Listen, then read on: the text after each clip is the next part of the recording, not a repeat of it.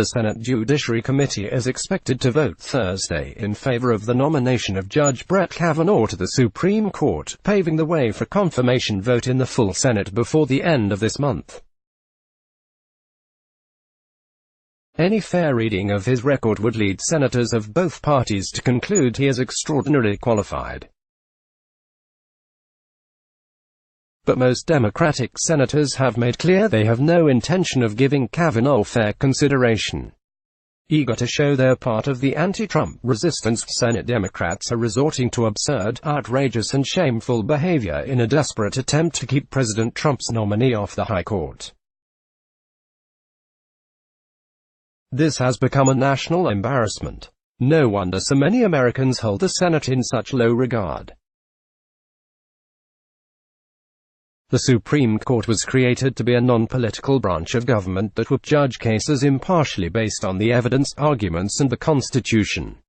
As Kavanaugh said at his confirmation hearing before the Judiciary Committee earlier this month, Supreme Court justices are supposed to act like baseball umpires, not like players on one partisan team or another, yet most Senate Democrats are treating the lifetime appointment of a Supreme Court justice like a patronage appointment of a political hack.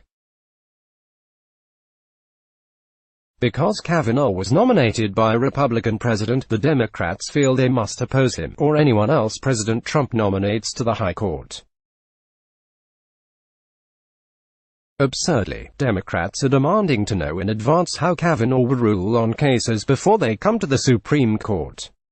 And even worse, they are engaging in character assassination of the judge, asking an unprecedented number of questions, and asking for documents going back decades, including many irrelevant to his qualifications for the High Court. Senator Dianne Feinstein, D-Caliph, fired the latest political salvo at Kavanaugh on Thursday.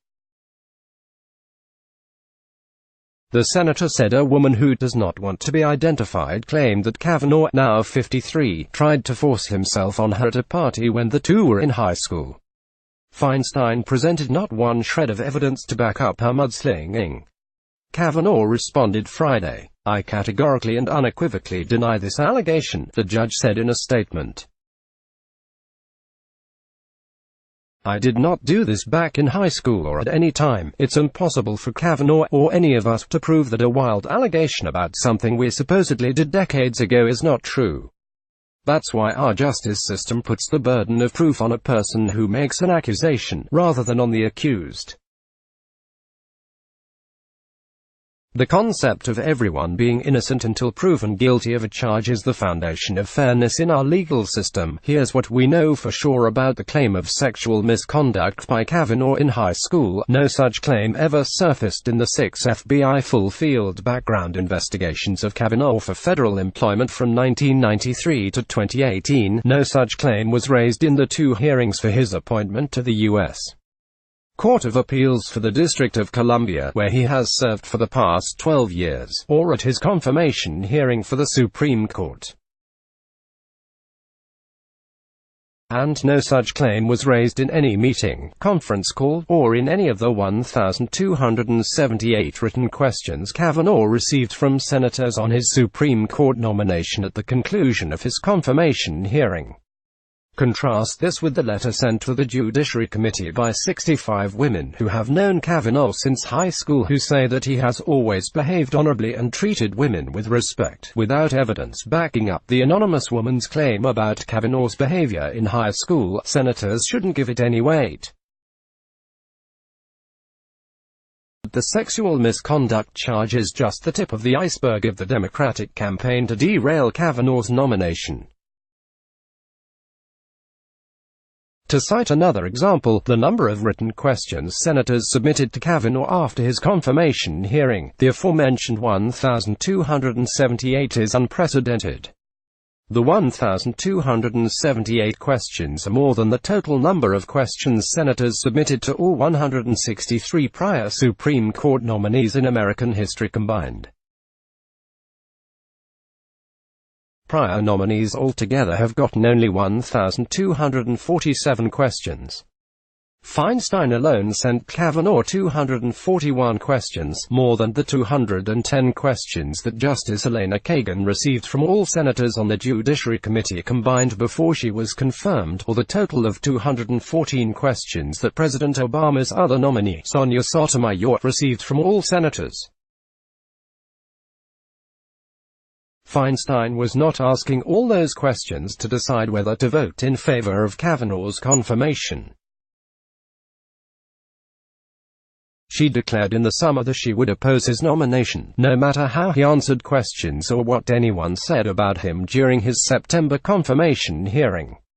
She said publicly in July that she was leading the anti-Kavanaugh brigade, as the ranking minority member on the Judiciary Committee.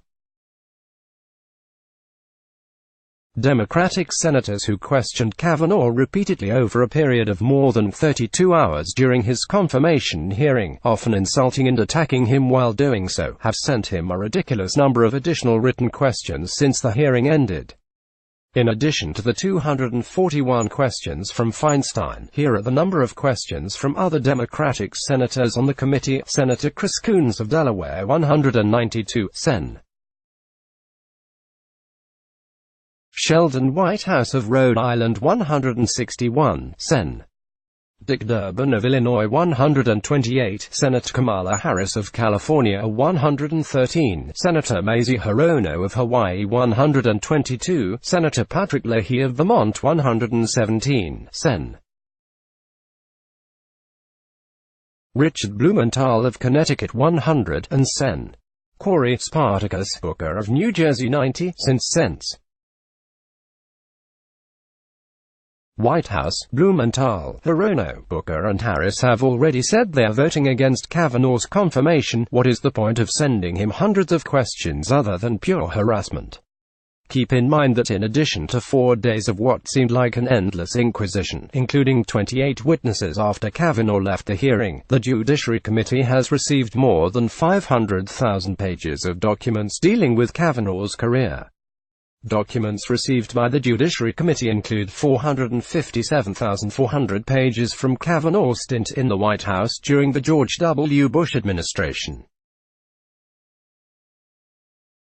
This puts into proper perspective the constant complaint voiced by Democrats both during and after the hearing that they lack the information they need to review Kavanaugh's record.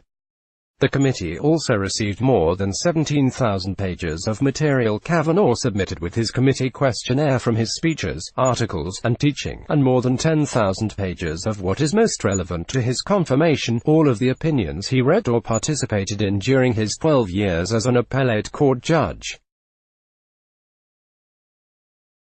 Just as outrageous as the huge number of written questions submitted to Kavanaugh are the silliness of some of them. Whitehouse, for example, seems obsessed with baseball. He actually asked Kavanaugh, "For how many seasons have you purchased Washington Nationals season tickets? How many tickets did you purchase each year? What was the overall cost and cost per ticket? Please identify the individuals for whom you purchased baseball tickets." Kavanaugh actually answered this question by noting that everyone in the group of old friends paid me for the tickets based on the cost of the tickets, to the dollar.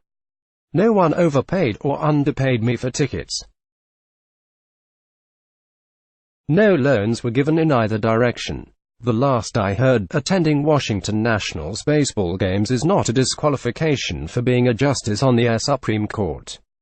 What a monumental waste of time. Somehow Democrats forgot to ask for Kavanaugh's elementary school report cards and question babysitters who watched him as a young child. The disgraceful conduct of Senate Democrats is just another sign of how broken and partisan the confirmation process for the Supreme Court has become. At some point, the White House nominees must finally say, no, they are not going to answer questions that have nothing to do with the qualifications and credentials. They must also realize that there is no point in cooperating with senators who have already said they are not voting for a nominee. The behavior of Democratic senators throughout this confirmation process is no doubt intended to deter good conservatives who would make great public servants from ever agreeing to serve. These senators owe the American people a collective apology for the treatment of Kavanaugh, but don't expect to get one.